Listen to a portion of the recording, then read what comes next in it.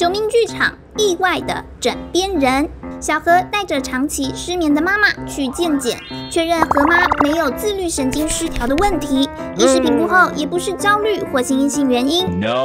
何妈表示，除了跟姐妹相约健走、爬山，平时照顾花草、看书，没感觉有什么特别的压力啊。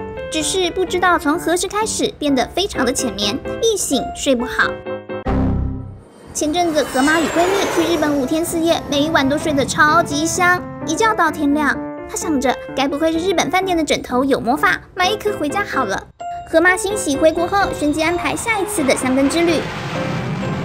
这趟带上何妈一起，结果神奇的事情发生了。旅途中的每一晚，何妈又失眠了。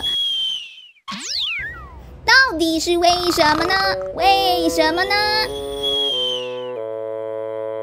洞悉青春的秘密，美的预言者。